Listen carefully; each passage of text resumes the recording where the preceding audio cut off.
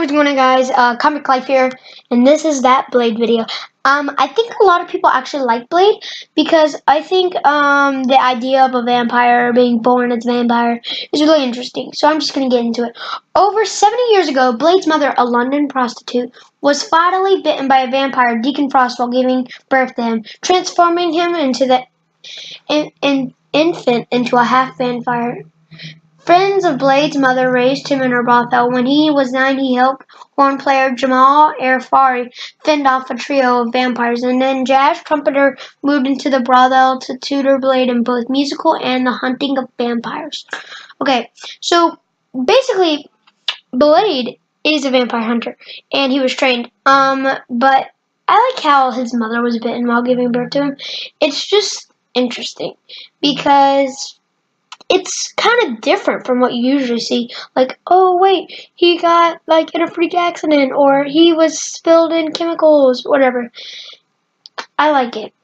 In his youth, Blade ran a street gang called the Blood Shadows. After the vampire Lameo transformed his girl, Glory, into a vampire, he gave up gang life and returned to vampire hunting. When Dracula turned Afari into a vampire too, Blade assembled a team of hunters to track the vampire lord to China. After losing his first team, Blade partnered with Dracula's old foe Quincy Harker as well as Rachel Van Helsing and Frank Drake to renew the pursuit. When Blade's path crossed Deacon Frost, he went after his mother's killer. During this time, he met and partnered with Hannibal King, a detective from Frost who had turned into a vampire. Together with King, Drake, and Doctor Strange, Blade helped unleash the Montesi Formula, a spell that destroyed all the vampires on Earth. His quest ended. Blade opened up a detective agency with Drake and King named Borderline Investigations, and they battled occult threats such as Night Stalkers. So yeah, I guess you could.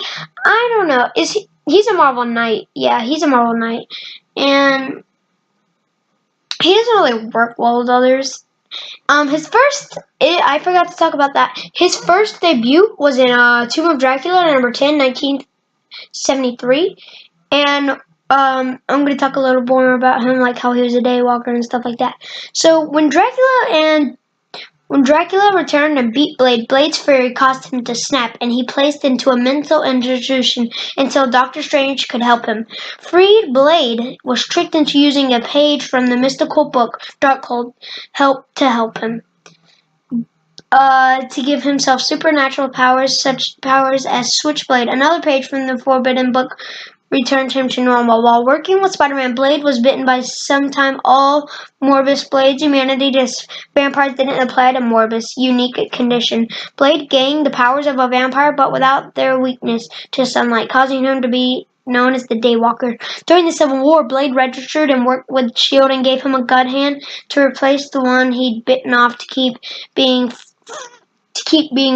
force-fed from him by Lucas Cross, a vampire who claims to be his father. During the Secret Invasion, he worked with MI-13 and struck up a relationship with a part-time hero, Spitfire. He later helped the X-Men against Dracula's son, Exodus, and despite the fact that he brought the Vampire Lord back as well. Alright, so yeah, Blade's different.